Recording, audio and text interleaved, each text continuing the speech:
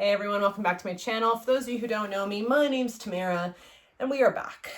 We are back with another book review, and I know it has been a minute. It has. I've actually been traveling and just got back, so that's my excuse, and I'm sticking with it. I did read this while I was traveling, so I did come back with something for you guys, but at the end of the day, you'll realize I don't have a hard copy to show you because we are reviewing The Poisoned Daughter, and The Poisoned Daughter is nowhere to be seen in stores right now. And I didn't realize that when this book did so well in its initial publication, it sold out so quickly in stores that now I have to wait till August of this year to get my hands on a physical copy. So while I was away traveling, I actually read this on Kindle, and I am not a Kindle reader. Nope, I don't do audiobooks. I don't do online reading. I am old-fashioned. I like collecting books, so I want the hard copy. So I am getting it in August, but I couldn't wait any longer. I've heard great things about The Poisoned Daughter, and I just read it on Kindle. And the only thing I can say that's negative is the fact that I wish I read this book sooner. This book is a 5 out of 5. I say that very firmly because I loved this book. I've read a lot of good 5 out of 5s recently, but this one is the one that I don't actually truly have anything negative to say. Now, one thing, and I feel like in the prior books that I've given 5 out of 5s, there's always like one nitty-gritty maybe little thing, but it's so minuscule it doesn't impact my rating for it. But this one I actually have nothing bad to say. Like if I really dig deep, I can probably find something, but it just, I would really have to dig to find it. So I don't, it was just that good. It was just that good. So let's get into it. Housekeeping. These are spoiler talk reviews, guys. If you have not read the book and you care to, then I would read it and come back, so this doesn't spoil anything for you. But if you have read it or don't care for spoilers, then let's stick around. Let's talk about it right now.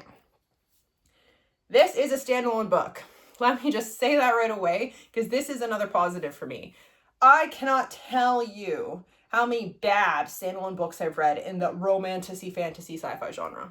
They're either bad, or I pick up a book like it and realize by the end of the book it's not actually a standalone, it's meant to be a trilogy. Then books just haven't come out yet and I have to wait.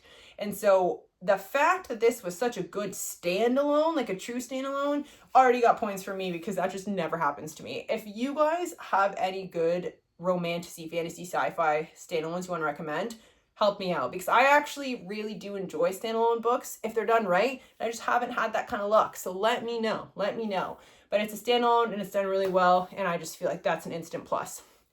Other great things that I will divulge on a little bit more in depth, but the world building in this, I feel like the magic complex is incredibly interesting in this book. It's really cool, and we're going to talk about that a little bit more. We have an FMC and an MMC, which are entertaining on their own, but also come together and are incredibly captivating as a pair. So they also have a enemies to lovers trope, and if you guys have watched any of my prior videos, you will know that enemies to lovers is my favorite trope. It is one of the reasons I pick up certain books, because I just love that trope so much. So if you have any recommendations on that too, I'm all ears. But regardless, as a trope, they were really great together, but as characters aside, they are also really good on their own. And you get a good character development for both of them on their own, and then how they contribute to each other is also really well done. So enemies to lovers is really well done. It was really playful in this book, and we'll go into that too. But there was also other tropes. There was like arranged marriage. There was like some forced proximity at times as well. So it was really entertaining with these other tropes because they were done really well. And lastly, the supporting characters in this were great. They were great. I cannot tell you how many times in these recent books that I've read that they've thrown in supporting characters just to throw them in. And they have either no personality of their own that actually means something to the story, or they just don't impact our leading FMC or MMC in any real productive way. That is different for this one. This book does them really well, and they deserve a whole section of this, in my opinion, just to talk about them, because they are great. And I actually cried because of the supporting characters, which I haven't done that since reading Fourth Wing when Liam died. So like, I'm telling you, I like the supporting characters. They did them really well. Okay, so when I meant the world building, the magic, in fantasy stuff, I just find it's really rare to find something that's different, because we've read a lot of things about werewolves, about fae, about vampires, about things like that, right? So like, to find something that's unique is pretty well done if you can do it right. The magic in this was really cool. They have this whole concept of this ancient well. There's a couple wells, but there is this ancient well that every member of society at a given stage has to go through this ceremony where this well will essentially provide you with a magical gift. In this book, it's called a blessing or a gift. And this is kind of stemmed by random selection from the divine, which is their term as the gods. So not everyone gets a gift, and that's okay. But if you are fortunate to get a gift, then the underlying expectation is you're meant to be using that gift to be productive and help the community and protect the community from enemies. And in this world, enemies are the drained, and we'll talk about that later. But that, in hindsight, is where the magic is truly stemmed from. In this community, the magical gifts you can get is pretty diverse. Like there are a wide range of gifts, not just something like I can fly and I can mind read. It's different. Like I feel like they put a lot of attention to some very unique gifts in this. Like our FMC, Harlow, she has a gift of poison. Like she's really walking, talking poison, and she administers this poison by kissing people or by using it in her fingers. Like if she touches like something, it turns poisonous, something like that. But that's a secret that we learn later, that she can also use her hands to administer poison. But she is pretty much walking, talking poison in that way. There's gifts like manipulation magic, like basic ones like shield and healing as well. But in the society where our MMC is located, there is a character on his side of the world that can bring people back from the dead. But it's not just bringing them back from the dead. If this person brings this person, like the dead, back, how that person died cannot be redone. So what I'm trying to say is that like if someone died from a drowning, in this story, the person who has this gift is our MMC's mother. So she would bring the character back, and then that character cannot die from drowning again. Like they physically cannot. So they're immune from that cause of death. So in that society on that side, people are dying almost intentionally to become immune to death from all these other areas where they can die. And so they're becoming indestructible. And I just feel like that whole tie to like bringing people back from the dead and like that being a characteristic of what that looks like is really cool. Like I can't tell you that I've read something like that before. So I thought that was really interesting. So that was really nice. And then Harlow, so our FMC's bloodline is the royal bloodline that kind of oversees the protection of all of the communities. And their bloodline can actually see auras. So auras is this dynamic where you have like a color hue around you if you have a magical gift. And each color represents a certain magical gift. So if you have manipulation magic, then you have an orange aura around you. If you have healer magic, then you have a purple aura around you. And so a color represents a different magic. So our FMC's bloodline and family can see magic ahead of time to kind of know if there's threats coming in or if someone's using their magic. So they have that upper hand with like being able to read people in that way, which I thought was also really cool. So I just feel like the magic stuff is really cool in this. And I was really thrilled as we discovered more magical gifts throughout this journey. All right, we're going to talk our leads and then we're going to talk our supporting characters, guys, because our lead Harlow, she is awesome. She is cunning, witty, spicy, reckless, and she is just kind of in her own way a little mastermind. Like she's very calculated. And she's also a seductress, like truly. Like they describe this woman as like the most beautiful thing that ever walked the face of the earth. She has purple eyes, like she's really unique looking. And she uses all of these assets to pretty much, in her own secret way, reel in people who she wants to kill that are like bad people. So like abusers to women is one of them in this, let's just say. But no one knows she's doing that. She's just doing that for her own like righteous purpose because she wants to do good with this gift, which is considered like a pretty deadly gift. So like I feel like her character was not only incredibly entertaining because she knew how to have the upper hand because she's so calculated, but she also, like, she's a good fighter. She represents a very strong front half the time. And yes, part of it is because of how she was raised. Like in her royal bloodline, they were always raised that like showing emotion is weakness. You don't show weakness at all. Their family's always meant to represent a very united front, which she always had to do, where she like defended her family in various ways. But her parents abused, weaponized her, and showed no real affection to her by any means. So pain has always been something that she is accustomed and now pretty much, I'm not going to say immune to. She's not immune to it. She feels it all the time, but she's not as impacted by it because she's so used to pain. And so with that being an underlying factor to her like trust issues and then also just her strong front, it's really like, it's a big depth complex with her character. And in addition to that, because her gift is also so deadly, she encounters, like she's plagued with these episodes that are very similar to like a very pain-forward migraine.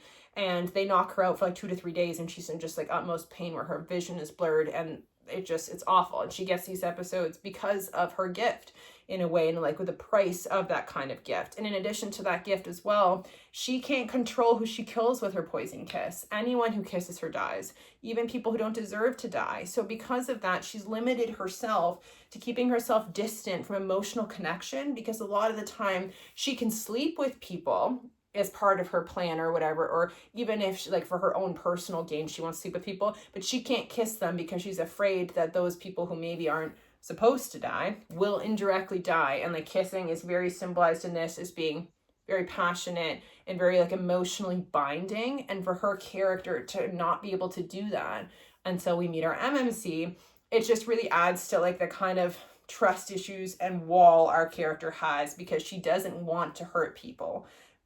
But she is very capable of hurting people. Like she's fascinating. I honestly think she was fascinating. And her whole premise throughout all of this is she's done being a pawn to her domestic abusive family's needs, and all she wants to do is finish this last mission, which is essentially to marry the MMC and discover what they're plotting, come back with the information, and then she bargained with her parents to essentially give her a key to her freedom, and in turn she wants to take her one sister who's in a domestic abusive relationship and free her as well. And that is this character's full motive throughout this entire book. But the twisted sad part is like she's passionate about this, she's driven about this, but her sister, we don't learn till a later segment of this book that her sister is dead. And all of her motive and like fascination with getting her there is misplaced, because it's all reactive to deeply rooted trauma that she suppressed, where she mentally doesn't remember how her sister died. And how her sister died, she was very present in the death, and it was that traumatizing that she suppressed all of that pain. And for a character who is walking with pain all the time, when it hits that point when those memories are forced to resurface and everything that she thought to be true because of that pain suppression comes back, it was so hard and powerful to read, because you really grow in this book with this character, perceiving her in a certain way. And then when that scene happened, to see her just completely crumble into shambles, and it was just, and then come back and be as powerful and venomous from that realization as well. I just feel like I really felt for her, and they wrote that whole sequence really well. I felt so stupid for not realizing her sister was dead. They gave so many Easter eggs in here that she wasn't actually part of the living anymore. And they like, because essentially she's present in this book quite a bit, the sister, but it's like memories and ghost-like reflections that Harlow's seeing. It's not that she's actually there. And it's just really sad. And when you realize that like everything Harlow has been like dedicated to represent is based off of buried grief that she never let herself face, and it was super sad. It's based off of pain, so I was like, but anywho, love Harlow, love. Our MMC Henry, is his character is completely based on vengeance at the beginning. Like, he has lived many lifespans at this point because he has died so many times, where he's entirely immune to many causes of death. So when Harlow goes at a given point actually to kiss him with intention of killing him, he doesn't die. And so that right away is the first step in their relationship, that she can have that emotional, intimate connection with somebody, because she was never able to do that because of her gift. So that it automatically creaked open the door, and my interest was entirely sparked by that realization, because it's just, you know, they grow through that emotional bonding as well. That is just from simplistic kissing, and obviously intimacy that grows from that too. But I digress. But Henry is someone who's really charming. He's strategic as well. He's a fighter. If anything, they are evenly matched in some ways. And the entire book, they are trying to get the one up on each other. In hindsight, this kind of enemies to lovers in a way did remind me of Starside a little bit. The only difference with Starside, so that other book, is the fact that in Starside, I feel like that was a real like brutal enemies to lovers. Like they like truly hated each other with like real good motive about each other personally. In this one, they're almost just because they're from communities that don't necessarily live amongst each other, and they're neighboring communities that, I don't know, like they like clearly Henry's community has actually a decent reason to hate her parents because they were indirectly, purposefully the cause of a lot of people in their neighboring community dying. So like the motive, I get it. But like in terms of the characters against each other, they hate each other out of pure obligation for like their people. Like they truly don't hate each other individually. And it's clear because in the time when she was meant to kill him with a poison kiss, they didn't know who each other was, and they had this like instant connection in that moment before they realized who each other was, and then had to do the arranged marriage thing. So I just felt like how their relationship started, and then the back and forth, each trying to kill each other in different ways. She's consistently trying to kill him and being creative in different ways, but he's so immune. And then he's also like strategically trying to pretty much one up her in every aspect as well. So like their back and forth was incredibly playful and also deeply rooted. Like his vengeance is because he lost his sister, who was meant to actually be the heir of their community, and now he is, but his sister in a sense kind of sacrificed herself for him, and that pain that stems his vengeance has clouded him quite a bit throughout this book. And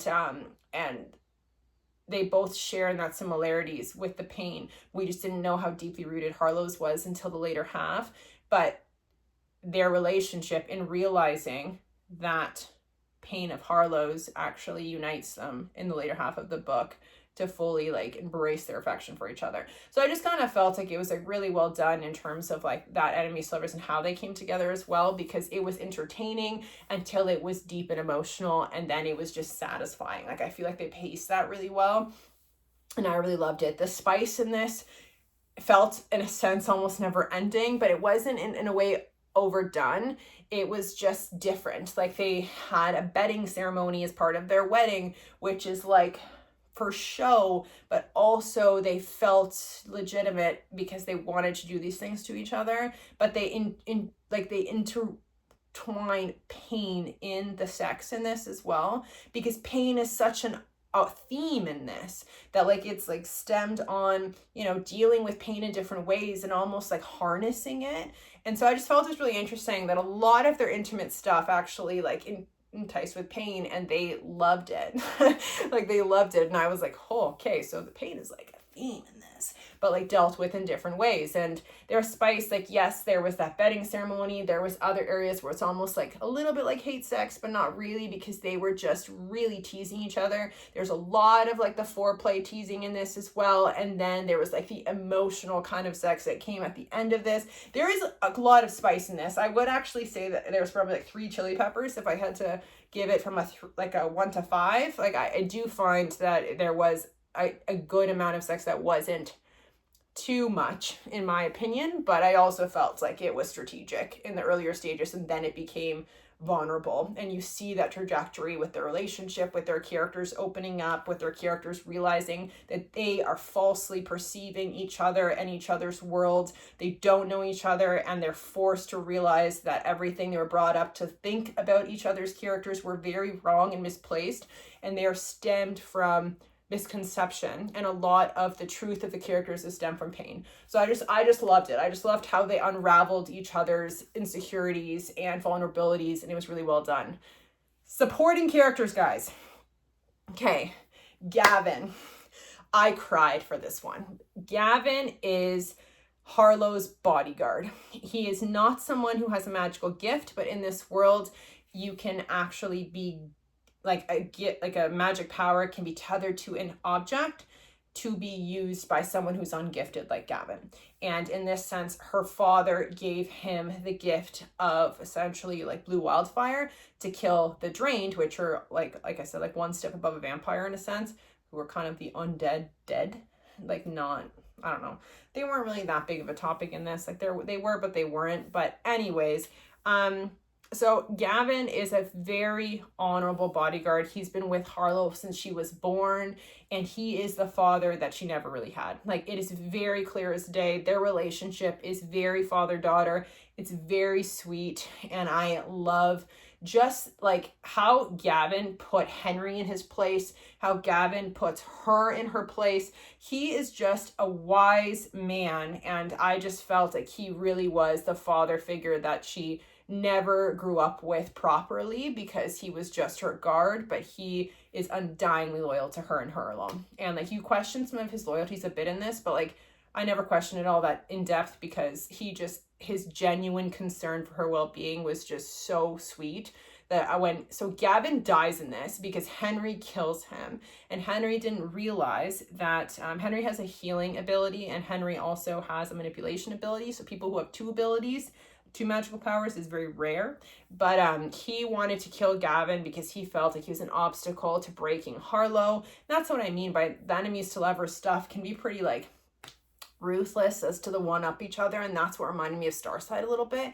But in this, he actually like kind of in a way felt for Gavin's loyalty, and he's undeniably also, Henry was starting to fall for Harlow. At the given point when he was killing Gavin, it was at the intention of healing him to get answers out of him about like how and why did Harlow's parents screw over his people. But the whole kick in the nut was that Gavin can't, like, no one can use a magical gift on Gavin because he was never born with a gift. He was just gifted a gift through like a tether, which was his own body. But anyways, so he truly did die, and in dying he revealed all of these things about how he wasn't there for Harlow when he wanted to be, and how he loves her. And like, actually, that is a gripe for me. I will say, I found something, guys. I found something that I disliked, even though it's still a 5 out of 5. Henry did not tell Harlow any of Gavin's final words. He tiptoed around it to not tip her off that he was the one who killed him. But even when she figured it out that he did kill him, he did not relay any of the information that and the sentiment that Gavin left for Harlow. And I'm offended about that. I actually just thought about that because I literally teared up when Gavin was dying, because I was just like, the only person who truly cared for her, like truly. It was so, so sad. But again, he was a great character to put everyone in their place. Harlow only had 2 good relationships with all of her siblings, which was her sister and then also her older brother, who ended up being like a leader of the rebellion against their parents. And that was a pretty good reveal at the end of the book. But they are really great characters for Harlow. They kept her grounded a lot of the time, even like the ghost version of her sister. The sister was clearly a defiant character. She was very grounded. She didn't let people take advantage of her, and if she was forced to take it, she like wore those bruises and that brutality as a reflection, and just like she wanted people to see it because she like wore it as a shield in a way to let people realize that like, this is what's happening to me, I'm not going to hide it, and I want you to feel bad, like I want you to see it. So like, she was a really big reflective role model to Harlow and everything we saw of her, so she was really sweet and really great. And then we have the brother, who is a complete leadership like quality. He's like the leader of the guard. He's smart. He has manipulation magic. He has a family. Like, he is the closest to a true family that Harlow really had. And like, they confide in each other quite a bit. And he confides also in Henry. And he's the one who tells Henry the truth about the sister being dead. And it's just, he has really great theoretical intentions. And it was really great to see how those characters contributed to the story and what brought Harlow and Henry together even more. From a Henry perspective, he has 2 friends, Bryce and Casper, and they were fun. I feel like they really gave him like a reality check half the time when his vengeance was leading him in such a blinded way. And Casper was truly my favorite, because Casper was consistently being like, he would complain about Harlow, meaning Henry would complain about Harlow, and then Casper would bring him back to think, well, you don't know her well enough at all to pass this judgment. Or, yeah, I agree why she did that, because you've given her no reason to not do that to you. Like, he was like that voice of reason consistently. And he also, a cool part about this world is that for their characters on the Henry side of the front, because of the attack from the Drained, which is what they blame her parents for causing, anyone that survived that actually lost their vision for color, so they only see really in black and white. And if you fall in love, you actually get your vision back. So that was really cool as well. And Casper's one of those characters who has his full vision and no one else has. And they have been, like, they don't have their vision now for like 10 years since this attack had happened. So that was also a big revelation, which we knew would come. That was predictable, about Henry getting his vision back when he realized he loved Harlow. So like, that was really sweet. But Casper just kind of has that purity about him, because he also has that connection and he thinks more about other people than thinking just about the mission. And I just feel like I loved Casper. I loved Bryce's whimsical kind of like funny playboy lightheartedness as well. They balance each other out as a trio, and like, they were like, Bryce was thirsting over Harlow so much and it was so funny. Like, I don't know, I just feel like their dynamic was very playful, and they both really contributed to bringing Henry and Harlow together, and also just to the overall premise of this book. So I really enjoyed this book, guys. As you can tell, I've been like ranting for quite some time. Anyone who has read the book, please let me know your thoughts. I'm very curious if anyone likes it as much as I did, but I would highly recommend reading this one. I really would. But bye for now, guys.